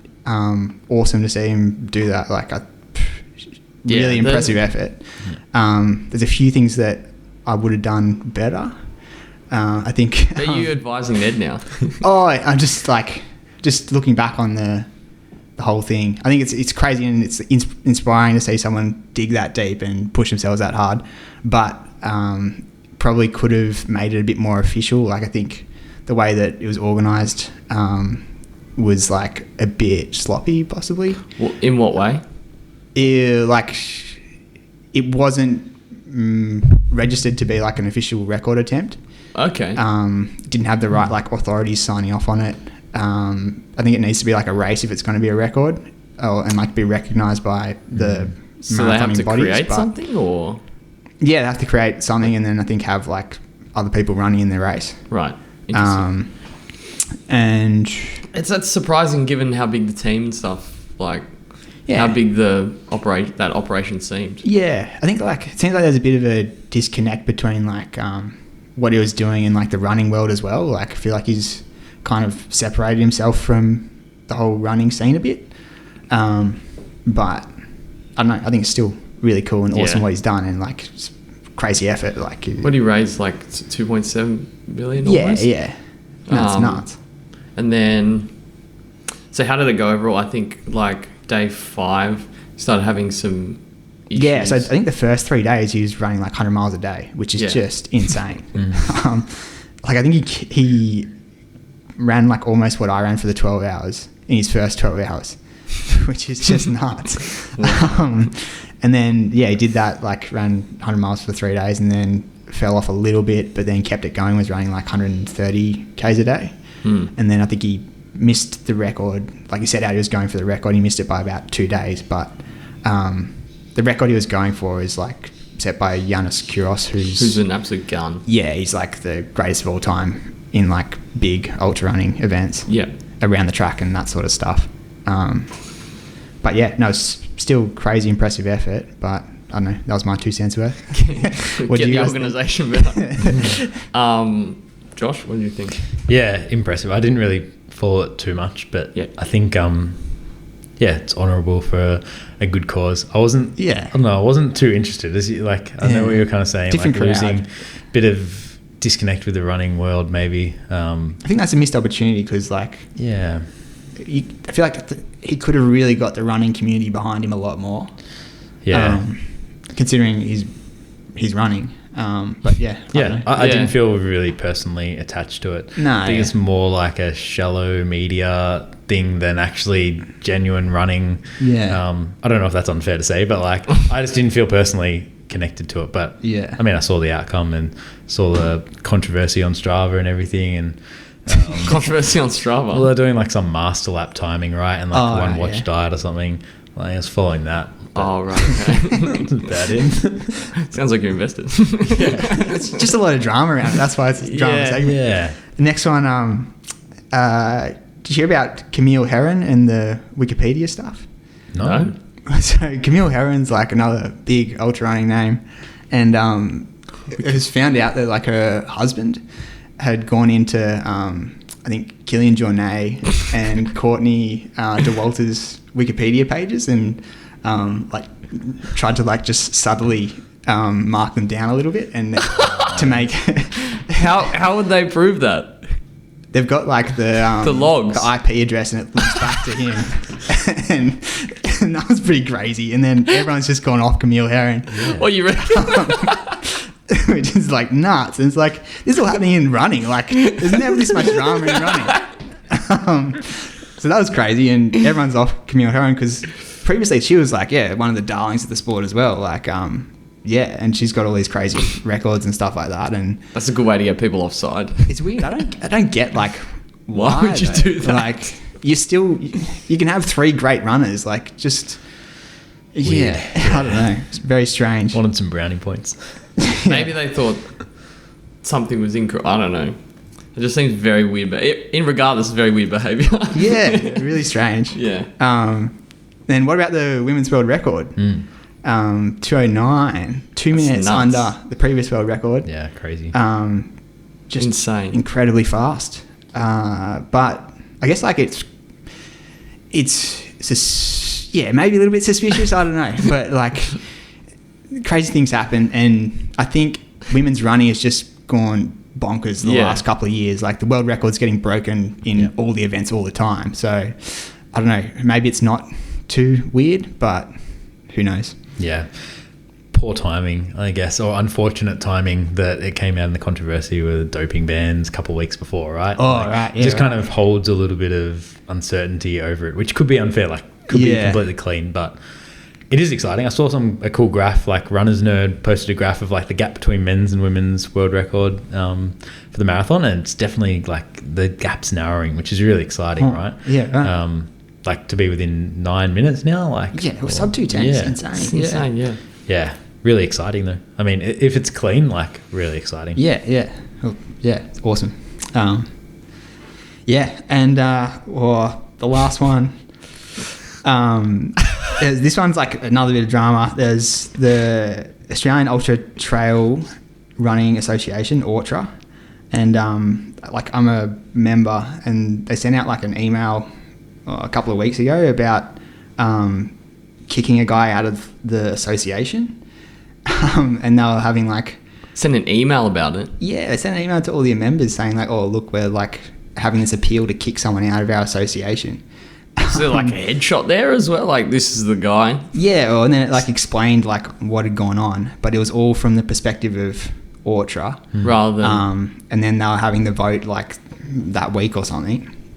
They had the vote and they knocked it back. He's still a member. What was the reasoning? It's just like, it's kind of on the other side of Ned Brockman, I guess. Like, this guy had run for Australia, but he didn't want to wear the Australian uniform. He wanted to wear like a pink wig and like pink.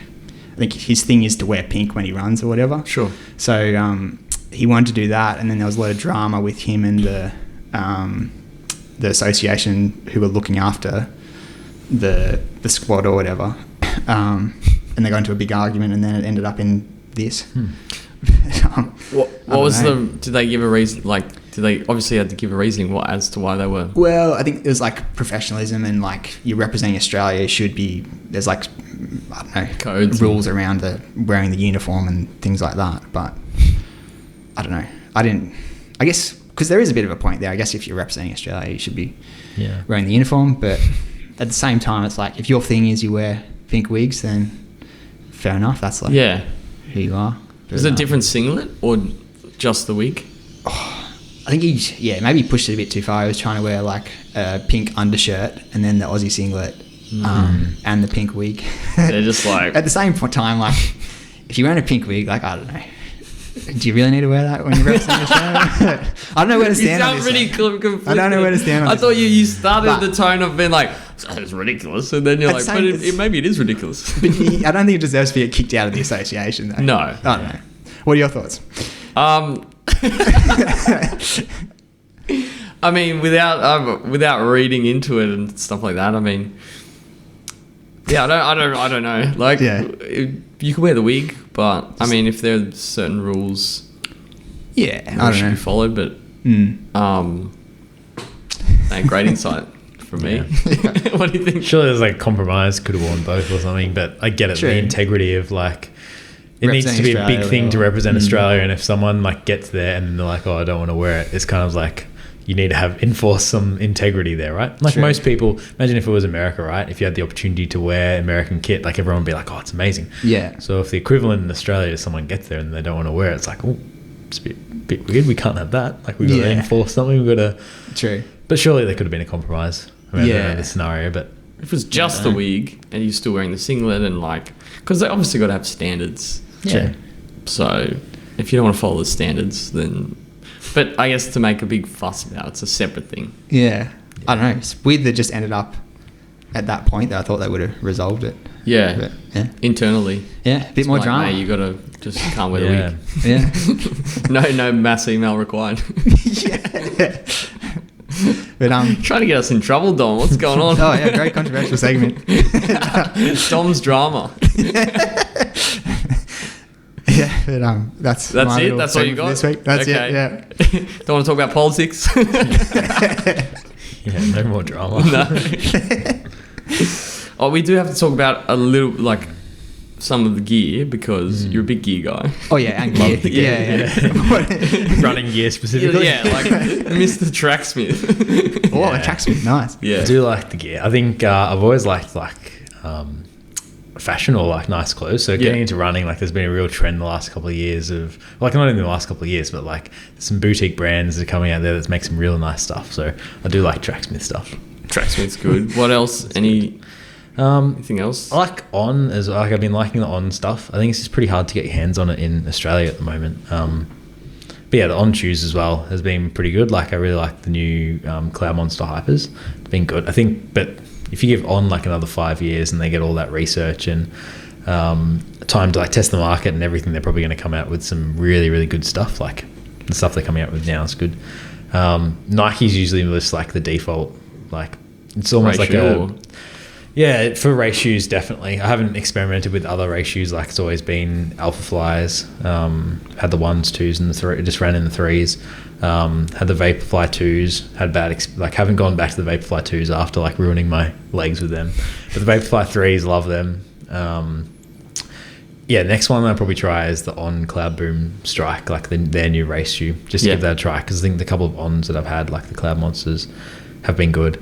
But yeah, Tracksmith's good. Don't mind, like I'd be keen to try out a few other boutique brands, but there's pretty hard to get your hands on in Australia, like Saw and I was going to say, thoughts Bandit. on $350 shorts? Yeah, I just can't justify spending that much money. John, what do you feel about $350 shorts? What do you think? Worth it? If they're comfy, maybe. I don't know. You spend a lot on shoes, but... True. And the shorts could last longer than the shoes. True. That's a good point. If you justify it by like a If they're cost like... per wear. Yeah. I don't know. Gee, I thought you'd be off it. I thought you'd be like, whoa. I don't know. I think I've started to come around. Like, good gear is good gear, and like, buy once, buy well. You know. So like, That's fair. Yeah. if you look at it like that, like, I never thought that those words would come out of your mouth. but if you get something that's quality and you have it for 10 years, the cost per wear ends up being pretty cheap. I mean, but if you're wearing something like, I use this justification not for like $300+, but you're wearing it once a week for like, you could wear it hypothetically for a couple of years. Yeah, definitely. That's a couple hundred wears. Like, It's pretty just good. in that, it's cost per wear less than $1. Like, It's pretty good. yeah. I think doing like trail stuff kind of made me appreciate that a lot more. Because You were pretty off it after the first time I did it, I went super stingy and went to like Decathlon and got all my stuff there. Oh, yeah, I remember. But then it weighed so much and it was like, Yeah. I ended up using it once and never using it again. And then I went and got all the good stuff anyways. So, I think quality matters. What is it? What was the saying? Buy it once, Buy well. once, buy well. That's a good one. Very good. Watch Garmin. Garmin, yeah. Yeah. Did you get it replaced? Need to get replaced. Bluetooth issues. Same thing that I think a lot of people have had. Yeah. 945, Yeah, okay. I think. It's good, solid, kind of just want to get this Bluetooth thing fixed. It just doesn't pair sometimes to my phone without Wi-Fi, but Yeah. immaterial in the scheme of things. Garmin are pretty good though. Like I've heard that they will support center. replace it. Yeah. Ongoing ticket number. Yeah. Need to They're call pretty. them. They're pretty good. Yeah, I'll give them a call. They're pretty good. They normally come up with a good Yeah. resolution. Yeah. We're not sponsored by them, but Yeah. open to it.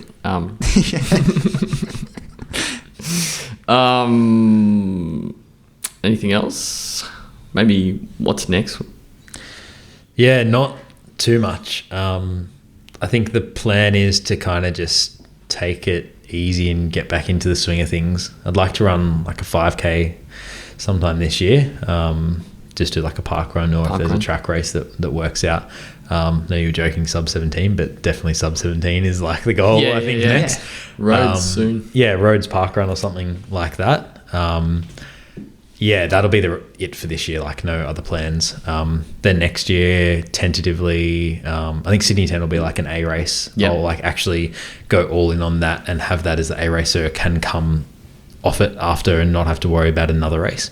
I don't know any time goals at this stage, but like give that a real crack and try and get really fit for that to at least PB.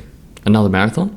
Another marathon, yeah. Gold Coast next year, but yeah. It won't be like an A race. It'll just be, I'll hope to get a couple of minutes off, I guess. Okay. But do that after Sydney 10. Just rely on the good fitness from Sydney 10 to get through that instead of doing like a big marathon block. And then maybe something later half of next year.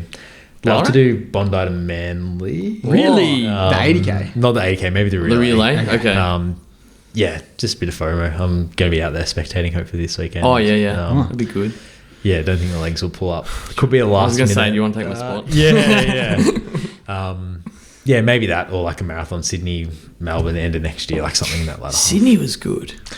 Yeah, so I did Sydney this year, and the vibe on the course, just from great. jogging it, was amazing. So, and the hills weren't as bad as I thought. Like Melbourne still had, like on my Garmin at the end, still had 280-ish meters elevation. Yeah, I remember when I was calling Melbourne hilly. It's not hilly. I didn't in my head. I don't think that's right. Surely not. Surely not. But 280, Sydney doesn't seem so bad. Like when I ran it, I was like, oh, it's the start was really rough, like coming downhill hard, going up onto the bridge a little bit. Like they're just subtle hills, but they were big when you're not warmed up fully at the start. But I think I'd give that a crack. If it becomes a major next year, like, it's going to be amazing. Oh, it'd be crazy. Yeah. Atmosphere out there. That was partially the reason for doing it this year. Yeah, it was fun. Entry. It To was be really out on good. course.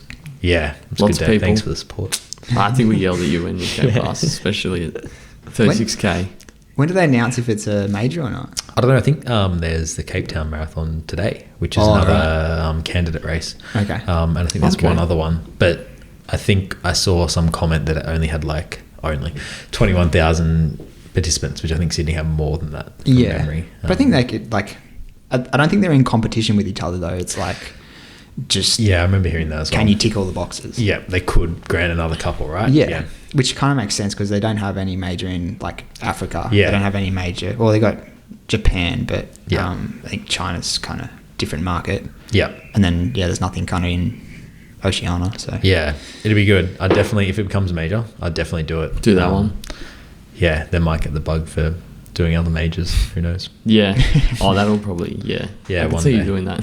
Yeah. Well, any particular one you would want to do first?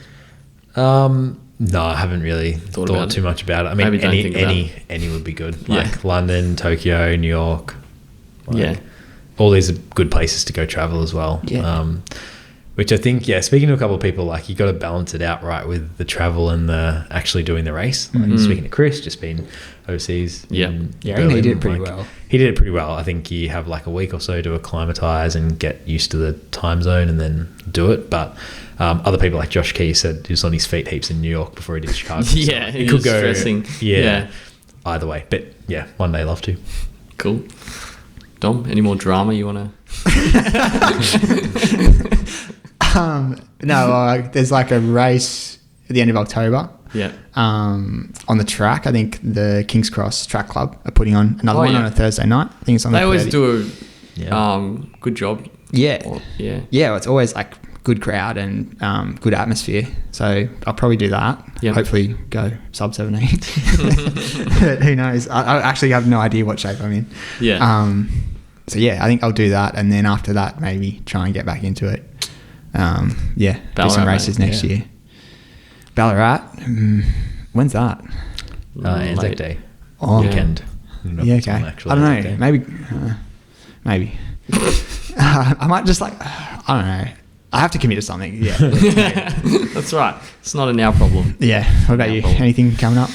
No, just just try and get the body right now, I guess, and then start thinking about building consistency, and then thinking about Ballarat, because I think that'll be another sub 230 attempt. Still I need to nail a race. Yeah. So, yeah. I hope But- your Bondi to Manly teammates don't hear you talk, not dropping Bondi to Manly. Oh, no, that's very important, and I'm looking forward to that. I'm just a bit worried. Yeah. But it'll be Oh. super fun. Should we do like a Bondi to Manly like tips or? Oh, there's a guy. What's sober? We got to mention. So we got to do a shout out to Owen Dillon. Oh, yeah. He's doing Bondi to Manly. Okay. And he rocked up to like 4 turbo sessions. And he was asking, "Oh, is Dom here each time?" And I didn't, You went there. didn't rock up to no. any of them, so I feel really bad.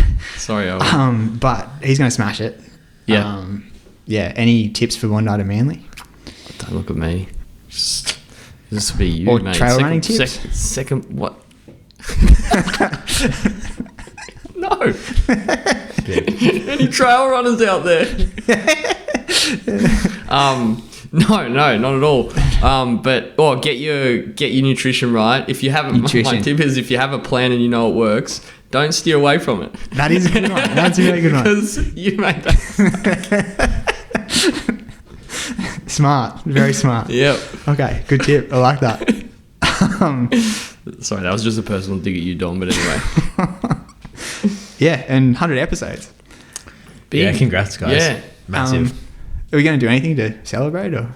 Well, we've got the lovely We got Josh obviously having Mackwell Josh on has Bloody been hell. very special. He's brought us special beers and everything, which is Yeah. to celebrate. Maybe we should get our asses back into gear and start doing episodes again. Yeah, I think that's the plan. Like start Yeah, that'd be doing nice. more episodes. Jez has been like, what are you guys doing? Nah, we're coming back. Back. We're going strong on with the Chiefs. Yeah. Yeah. It's good. We'll have to get Josh back on sometime too, I reckon. Yeah. Yeah, I'd love to. 100%. Set a good PB and then I'll let you know. You already got a good PB, but but when you go the next one, yeah. Right. All right. Sounds Well, good. thanks for having me. Thanks for joining, and happy episode 100, and we'll be back again soon. Yeah. Happy episode 100. Woo! Thanks, guys. That was good. It's nice. Now I don't have to listen to... There's one episode that I don't have to listen to. Sorry to force you to listen.